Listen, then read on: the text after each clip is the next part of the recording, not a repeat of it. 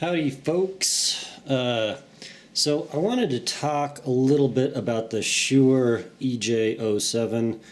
It's my favorite set I've ever heard for a couple reasons, and I kind of wanted to go into that a little bit more in depth. It's certainly not the favorite set for a lot of major reviewers out there. So I wanted to give my explanation as to why I thought they were so good. And I've done a little bit of shall we say, in-depth thought analysis of why that is. Because, for instance, Critical, great guy, great reviewer, rated these somewhere around a B. And on his scale, that would be good, but not, shall we say, special. Okay, so, we got the headphones right here. I've already done unboxing and jazz, and we don't really need to go into that too much. Just in case anyone cares, these are Comply T600 tips. They are 2-pin. These IEMs are vented, which is very important to me because when I get pressure buildup in a headphone as I put it in my ears, what that ends up doing is muting parts of the spectrum. Could be bass, could be treble. It's uncomfortable, and also I do trail running with my headphones. It's actually where I get to spend most of my time, because I could go out for an entire day and get to spend like 5 hours out of that day listening to music on these with no distractions, just me, my music, and peaceful outdoors. It's kind of an ideal way to do it, except if you have a headphone that doesn't isolate well, or say is big and bounces around, things like that make that less good, and especially the pressure buildup. So if I'm going from, say, 7,000 feet, which is where I live, to, 10,000 feet, if the IEM isn't vented, I'm going to have to pull these out about every 20 minutes at a minimum, and let the pressure, get back in my eardrum, equalize out, and then shove them back in. These are vented, and there is a vent right at the top here by the 2-pin connector. I'm not sure you can see it, but it's there. It's a nice big vent. It is, in fact, entirely open, meaning if you got rain or something sprinkled on these, it is likely going to go into them. So, the headphone sits like this in your ear, and the vent is on top. So that's an issue. I'm going to have to figure that out, or just not wear them if it's raining or sprinkling or anything funny like that. Anyway, that's why vents are so important to me. They just make the entire experience much, much, much better. Okay, so let me talk about the actual sonic characteristics of this. I'm going to pan up a little bit, and I have, for your pleasure, a probably not very legible on the way I'm doing this, but I'm going to talk about it. So this is my Excel spreadsheet of all my ratings of headphones, and I'm just going to talk about the Shuoer for the moment, which on this is near the top. It's sort of an orange line, which is this one right here. But I'm going to explain the numbers, why I rated it like that, and then we'll get a good idea of why anyone would care. So starting with the left side, I'm rating most of this stuff on a scale from 0 to 10, and so basically anywhere between 0 and 4 is going to be quote-unquote bad, various shades of bad. 0 is going to be like the worst ever. 4 is something I probably wouldn't want to listen to. 5 would be sort of average in my mind, meaning it's not exemplary, not horrible. I would be okay listening to it without driving me crazy. Let me just go down into there. Okay. So, and then, about the number 7, we're talking about, like, that actually is really good. So from 5 to 7, going from I would listen to it to that's pretty good, I like it a lot. And then from 7 to 10, 10 is going to be like orgasmic, incredibly positive reaction. I absolutely love it. So that gives you an idea of how these numbers apply. So let's start with the left side of my chart, which we have timbre. Timbre is sort of defined as, it's kind of a catch-all in that it doesn't mean anything in particular, but if you said that the timbre or timbre of an instrument is good, then you might mean that it sounds realistic to you and you don't hear any issues with that. It's sort of an all-encompassing deal.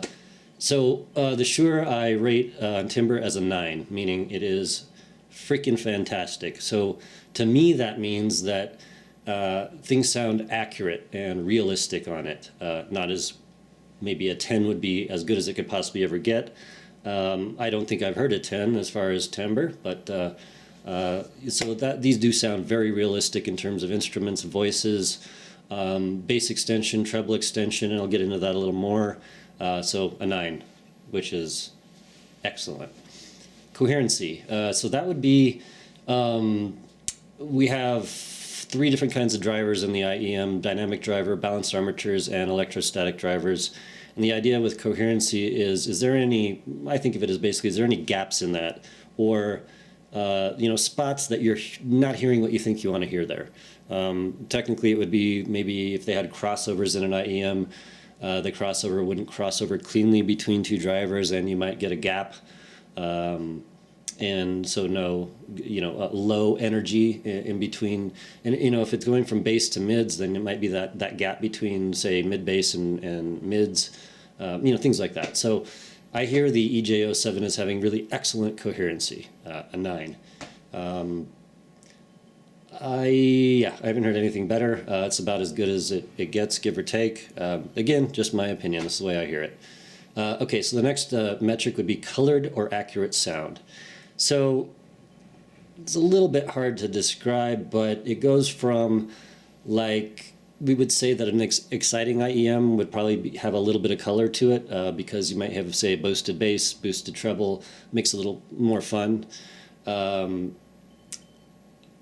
Accurate sound would be more in the studio monitor type of sound, something that's neutral and that you can really hear, problems, say, with any frequencies.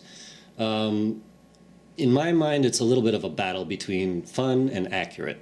I bounce back and forth myself, but I do hear the EJ07 as having about a 9 in accurate sound.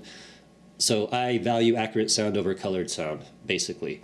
So as that score goes down, I'm thinking it's more colored, and that has a lot of repercussions in terms of what type of music you can listen to, the volume level you can listen at. In terms of other uncolored or accurate headphones, another standout would be Etymotic. Say like an ER2 SE would be extremely accurate as you hear things. So we have a 9 for accuracy versus color. Next metric would be, this is a completely personal thing for myself. This is, we call it the magic factor, the wow factor. Is it special? And this just basically means, do I like it, give or take? Do I hear it as being special? And with the EJ07, I hear it as being extremely special. It's my favorite IEM I've ever heard, so it gets a nice fat 10 on that. Now this is completely up to your personal preferences. Likely, if you like something that has more extended treble, then this would not be a special or magical headphone for you. But it is for me. Next up, stage depth. That's pretty much just like it sounds. How deep does the stage go? Do sounds seem to come, say, are they flat between your ears, or is it as if the stage is in 3 dimensions extending around you, beyond you, in front of you, behind you, that sort of thing. And so, yeah, the stage depth on the EJ07 would be about an 8. It's not the best I've ever heard, but it is fantastic. And I do believe that the electrostatic drivers end up helping that effect quite a lot. And some people might say that, very extended treble gives them more stage depth, and I don't agree. I think it's, I don't think any particular frequency energy levels tell you stage depth. I think, and I don't know this for sure, but I think it's more a matter of having accurate treble and phase coherency in your drivers in that range that ends up causing your brain to perceive a 3-dimensional soundscape. So I feel like those those attributes matter more than, say, just extended and, very extended treble. Okay. Stage wideness. So I'm going to give it a 9. And although it's not overtly wide, something like the Theaudio Voyager 14 is overtly wide. You stick that thing in your ears and it's like stuff is just beyond the sides of your head. The EJ07 doesn't have that immediate, like, visceral, like, wide reaction, but the electrostatic drivers react to treble in such a natural way that if your track has a wide stage in the mix, it will accentuate that and it will be glorious. Absolutely fantastic. I would say the depth and the wideness go hand in hand to give you the 3D stage. So yeah, anyway, we're going to say a 9 for wideness, which is fantastic. Imaging on the EJ07, I feel, is just excellent. You can pinpoint any sound in 3 dimensions around you. It's just like it sounds. It's just amazing, absolutely amazing.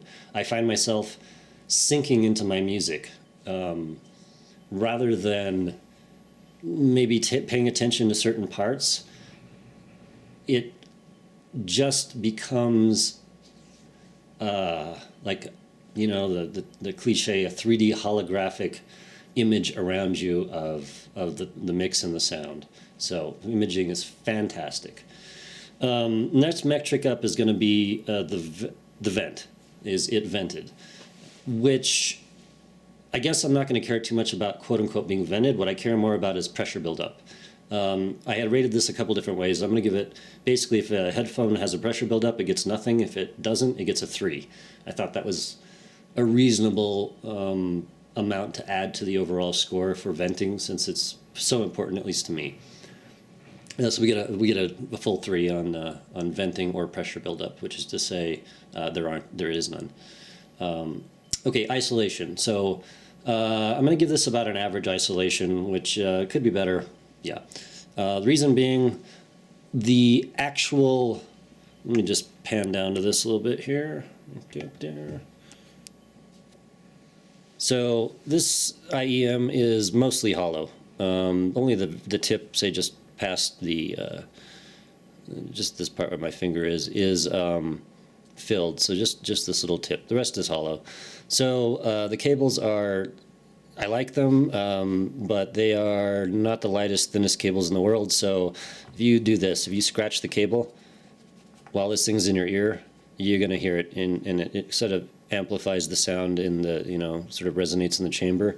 It's not horrible, but it is a thing. So if your isolation is like super ultra important to you, maybe not these. Probably etymotic if that's like your biggest metric.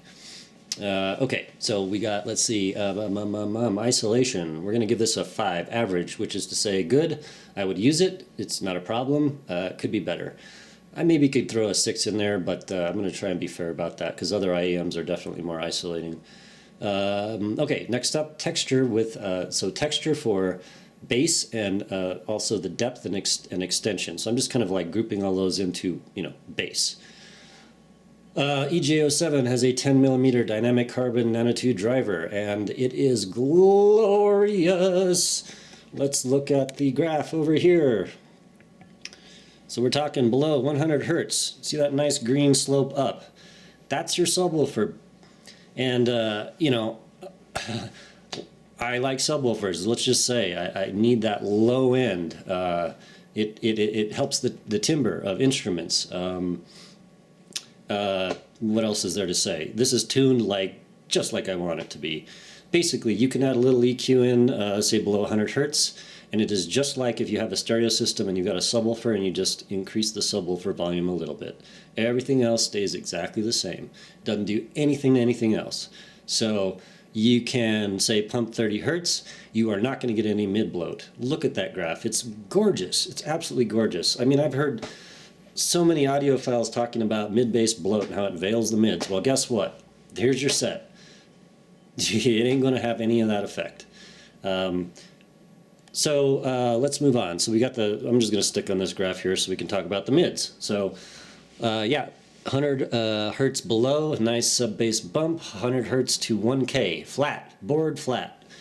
Just fantastical. Now, I mean, you know, some people may like a little bit of a bigger rise in that area, say, I don't know, from 200 hertz down, just a little bit more bass.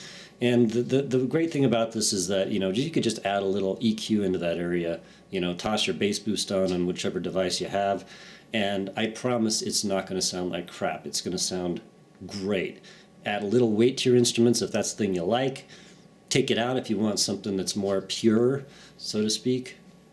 Flawless victory, man. Just great. So let's talk about mids. This guy has 2 balanced armatures. I don't know a lot about those Sonions. I didn't really look them up, but so we're talking about the mid part of the graph, which is right there. Yeah. So I did throw the etymologic graph on top of this so that you can see that if we're talking about natural, realistic mids, I mean, it's hard to get a lot better than that, at least into my ears. I hear etymologic mids as having like perfect tonality. You listen to, say, like a studio monitor, a mix of some song, you put these headphones in, say etymologic or EJ07, those mids are going to sound basically the same.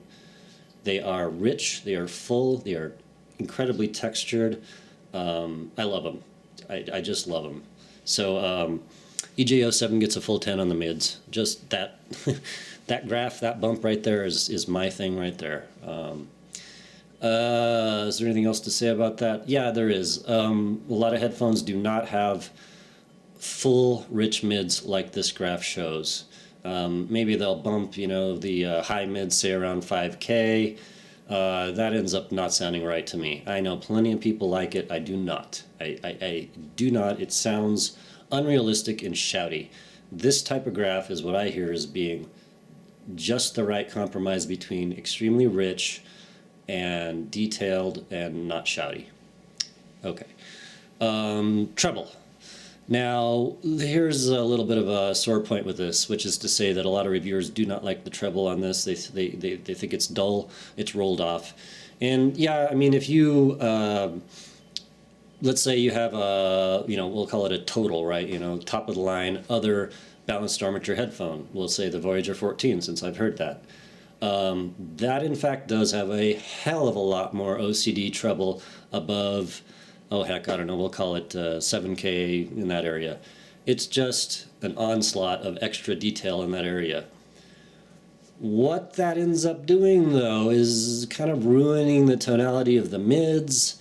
The balance between bass to mids to treble becomes skewed to the treble area. And I get it. Plenty of people like that. So, but that ain't me. I hear the treble as being perfect on this. I thought to myself, well, you know, maybe like a little extra micro detail up in that, you know, the high treble. But the deal with that is that as soon as you do that, you are limited in the amount of volume you can pump into a headphone. Meaning, most people that like a, you know, overly OCD detailed, micro detail type of headphone, most of those people do not listen loud. I can guarantee you that. I've asked a lot. Critical does not review his headphones at anything over, geez, I think he said maybe 80 decibels. I think 90 would be the max ever. That ain't me. Like, I hear something good and I'm pumping it, man. I'm at 100 decibels, maybe higher than that. I know I shouldn't, but the whole idea is enjoying the music, and if I hear something that's really getting me going, getting my juices flowing, the volume's coming up, man. And as soon as my ears start going, wait a minute, that treble's too high, I can't enjoy that, you need to turn that down, that makes me unhappy. It's just as simple as that. So it's a visceral type of experience. You can turn it up loud. The treble, it reacts in a, what's a good word? Oh, in a planar fashion. It has incredible resolution, but no peakiness whatsoever. So speaking of that, the next metric up is resolution, and I'm going to give it a 9. I would guess that you could probably throw in some extra, I don't know, drivers and get a little extra micro details in there, probably, I guess. So I'm going to give it a 9. I think it's just wonderful in the resolution. The longer you keep these in your ear, the more you're going to pick up on this subtle stuff. It is not overt and it's not in your face. It is subtle and, gosh, I'm looking for some cool adjectives. It's subtle, but it's there. The resolution is fantastic.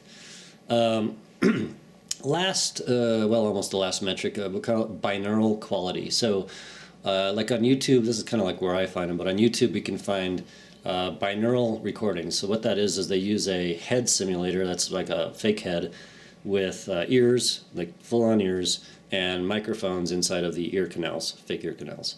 And the idea is that when you record something with this type of setup, it actually sounds like you're sitting in the room yourself with your own ears. And the thing about that particular type of that particular kind of recording is that if your treble is boosted or not correct, a binaural recording will show that instantly. It will instantly sound fake, and it's like not realistic. There's a video on YouTube called, like, I think it's Barbershop, and in that about say 1 minute 10 seconds, I believe, they say, hey, okay, we're going to put a bag over your head, and that's got like a crinkly sort of plastic bag. They stick it over obviously the head microphone simulator, and you can hear the crinkling of the bag. And I can guarantee you, if you listen to that on just about any headphone except Etymotic, it's going to sound wrong. It sounds like a recording of a bag, not actually a bag being stuck on your head. I know it sounds funny, but this is one of the things I really use to figure out if the treble on a headphone is quote-unquote correct. Binaural quality on the EJ07, I'm going to give it an 8. I think actually I'm going to bump that down to a 7. I just am reading my notes right now just because so a 7 is, oh my god, that's great on my scale. Is it better than that? Yeah, maybe not. An Etymotic is going to be a 10 on that scale for sure. Etymotic 2 SE, maybe a 9, and then probably I think the 4 SE or maybe the 4P. I haven't heard it, but everybody says it's like basically perfect. So Etymotic might get a 10 in binaural quality. Last metric is going to be special features. So this is like value-added stuff. Like if a headphone has, say, like switches on it, like dip switches for tuning. I'm trying to think of other things that might matter. Blah, blah, blah. Okay, so like another, quote-unquote feature that I picked out for some other headphones, like, okay, so the Theaudio Voyager, let's just look over here and see what I'm talking about right there at the end here. The Theaudio Voyager, I gave a extra 3 because it has 4 sound signatures. The Sony MH755, I gave an extra 2 because it's so cheap. You can basically buy a bunch of them, throw them away, whatever. Let's see, the Blonde BL03. Why would I give it an extra 3 on top of everything else? Because priced performance. It's probably the winner. I haven't heard anything that's got better priced performance. The MH755 might be similar, but the Blonde beats it in some ways. Like you say, it's a TWS, say like a true wireless. I might give it an extra 3 just because it's wireless, and that presents an entire separate set of variables that you need to pay attention to. And obviously no cable, that helps most people. So, EJ07, whoosh, right there, baby. I absolutely love these. If you want a sound, if you want a headphone that sounds like you're sitting in front of your favorite speakers, and let's just look at my favorite speakers. Oh, what? Hi, how are you doing there? Let's just look at you. So these are JBL 8-inch. God, I'm forgetting the name. You can look them up. They're not tremendously expensive. Say like $500 a pair or something like that. But what they do is they have pretty good accurate studio sound. However, it does edge on fun sound. In other words, there's a little more bass. These are a little less flat than, say, like a really high-end studio monitor. But I found over the years that if I have a really flat studio monitor, my mixes become a little weird. So I like a mix between studio and fun. That's what we'll call this. Anyway, JBL studio monitors. EJ07. Extremely similar in the sound, in the soundscape, the sound stage, the enjoyment of music. And that, in my mind, is why I like these so much. It like you can put these on and it's just almost like you're listening to your favorite speakers at home. So, I wanted to go over these again and give them a huge shout out. I think that $850 is obviously quite expensive for these. And the question for a lot of people is, why would they even care? And so I tried to present my case as to why you might care. If you like etymologic, if you like accurate sound, if you like fun sound, if you like your bass, if you appreciate the electrostatic driver tonality, which I think is much better than balanced armatures. I suppose the problem would be that that range is a little limited. It's between, say, maybe 7 and 9K. But it's amazing and I love it. And I wanted people that maybe would agree with some of the points I brought up here. I wanted them to know what I consider to be basically the best. All right. Have a great day, guys. And try these out if you can.